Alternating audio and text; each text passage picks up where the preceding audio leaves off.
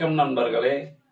உங்க ஜாதகத்துல செவ்வாய் கடகராசியில இருக்காரு, அதனால அவர் நீச்சமா இருக்காரு. உங்களால வீடு கட்ட முடியாது, நிலம் வாங்க முடியாது, அண்ணன் தம்பியோட சண்டை வரும் அப்படின்னு பயமுறுத்துறாங்களா? கவலைப்படாதீங்க நண்பர்களே. செவ்வாய் கடகராசியில் இருந்தா அவர் நீசம்தான், நான் இல்லைன்னு சொல்லலை. ஆனா அவரு நீச பங்கம் ஆகிறதுக்கு நிறைய வழிவகை இருக்கு, நிறைய விதிகள் இருக்கு. இந்த பிரச்சனைலாம் இருக்கிறவங்க சில பரிகாரம்லாம் பண்ணா அந்த பிரச்சனையிலிருந்து நம்ம வெளியே வரலாம். அந்த பரிகாரத்தை பத்தி நான் இந்த வீடியோ கடைசியில உங்களுக்கு சொல்றேன். நீங்க அதை ஃபாலோ பண்ணீங்கன்னா இந்த பிரச்சனையெல்லாம் போயிடும். நம்ம முக்கியமா செவ்வாய் கடகராசியில இருந்தா நற்பலன் என்ன அப்படிங்கிறத பத்தி தான் இந்த வீடியோல பார்க்க போறோம். பொதுவா செவ்வாய் கடகராசியில் இருந்தாவே நீசம்னு நம்ம எடுத்துக்கக்கூடியமான ஒரு நட்பண்பு உங்களுக்கு இயற்கையாகவே அமையும். முரட்டுத்தனமா இருப்பாங்க, யார் சொன்னாலும் எது சொன்னாலும் கேட்க மாட்டாங்க, எடுத்தோம் கவிழ்த்தோன்னு ஒரு முடிவை எடுத்துருவாங்க. அப்புறமா அந்த எடுத்த முடிவில் ஒரு கஷ்டம் வரும்போது அப்புறமா ஃபீல் பண்ணுவாங்க. செவ்வாய்ங்கிற மகன் தாய் வீட்டில் கரைவார். எந்த மகனா இருந்தா எடுத்துக்கோங்க, அம்மா மேல பாசமா இருப்பாங்க. அவர் ஆயில்ய நட்சத்திரத்துல பலவீனம் அடைவார்.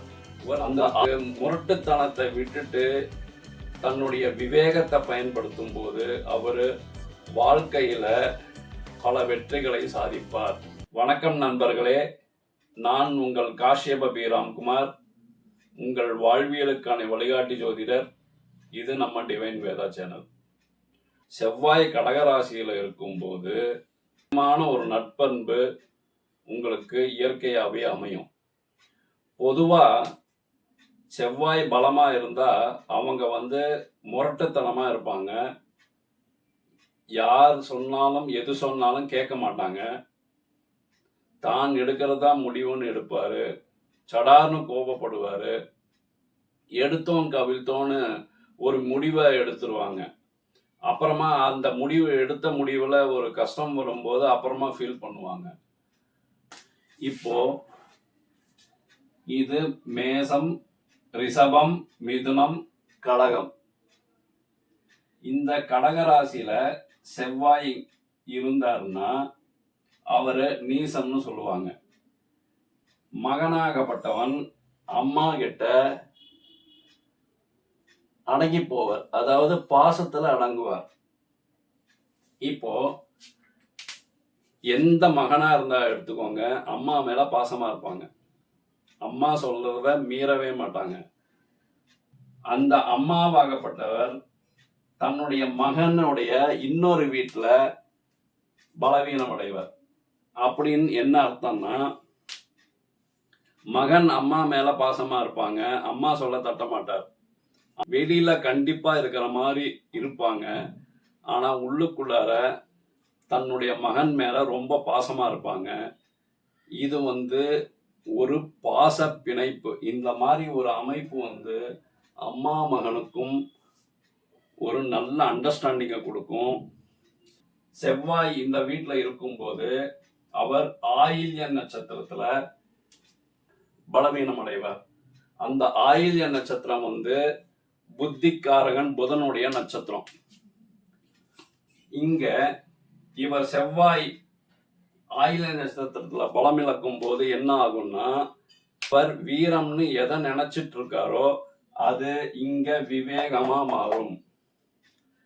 வீரம் விவேகமா மாறும்போது எந்த இடத்துல நம்ம அதிகமா பேசணும், எந்த இடத்துல நம்ம அதிகாரத்தை காட்டணும், எந்த இடத்துல அடங்கி போகணும், எந்த இடத்துல சாதுரியமா நம்ம நம்ம காரியத்தை சாதிக்கணும் அப்படிங்கிற ஒரு குணம் இங்க மாறிடும். ஒருத்தருக்கு முரட்டுத்தனத்தை விட்டுட்டு தன்னுடைய விவேகத்தை பயன்படுத்தும் போது அவரு வாழ்க்கையில பல வெற்றிகளை சாதிப்பார். இதுதான் இந்த செவ்வாய் கடகராசியில இருக்கிற சூக்ஷ்மம். இந்த நல்ல பலனை நீங்க வச்சுக்கிட்டு, நீங்க கடகத்துல செவ்வாய் இருக்காரு, நீசமாயிட்டாரு, அண்ணன் தம்பிக்கு சண்டை வரும், நிலம் வாங்க முடியாது அப்படின்னு நீங்க இனிமே பயப்படாதீங்க. உங்களுக்கு செவ்வாய் கடகராசியில் இருக்கும்போது நல்ல பலனே கிடைக்கும். இப்போ கடகராசியில செவ்வாய் இருக்கிறவங்க செவ்வாய்க்கிழமை அன்னைக்கு முருகன் கோயிலுக்கு செவ்வரளி எடுத்துட்டு போய் அவருக்கு சமர்ப்பணம் பண்ணி நல்லா வேண்டிட்டு வந்தீங்கன்னா நல்ல பலன் கிடைக்கும். அதே மாதிரி வீடு கட்ட முடியல, எனக்கு தாமதமாகுதுன்னு சொல்றவங்க யாராச்சும் வீடு கட்டினாங்கன்னா உங்களால முடிஞ்ச ஒரு 21 செங்கலோ இல்லை 108 செங்கலோ வாங்கி கொடுத்தீங்கன்னா உங்களுக்கு நீங்க சீக்கிரமா வீடு கட்டுற அமைப்பு கிடைக்கும். குறிப்பிட்ட இடைவெளியில நீங்க ரத்த தானம் பண்ணிட்டு வந்தீங்கன்னா உங்களுக்கு நல்ல அபரிதமான பலன் கிடைக்கும். அதனால உங்க ஜாதகத்துல செவ்வாய் நீசமா இருக்காரு அப்படின்னு சொல்லி இனிமே பயப்படாதீங்க. நல்லதை பகிர்வோம், நல்லதே நடக்கும். வாழ்க வையகம், வாழ்க வளமுடன். நன்றி, வணக்கம். இந்த மாதிரி பல நல்ல தகவல்களுக்கு நம்ம டிவைன் வேதா சேனலை சப்ஸ்கிரைப் பண்ணிக்கோங்க. பக்கத்தில் பெல் ஐக்கான் இருக்கும், அதையும் ப்ரெஸ் பண்ணிக்கோங்க. மறக்காம கீழே கமெண்ட் பண்ணுங்க. உங்க ஃப்ரெண்ட்ஸுகளுக்கும் சொந்தக்காரங்களுக்கும் ஷேர் பண்ணுங்க. நன்றி, வணக்கம். வணக்கம் நண்பர்களே. ஆன்மீகம் மற்றும் ஜோதிடம் தொடர்பான அரிய தகவல்களுக்கு எங்கள் டிவைன் வேதா யூடியூப் சேனலை சப்ஸ்கிரைப் செய்யுங்கள்.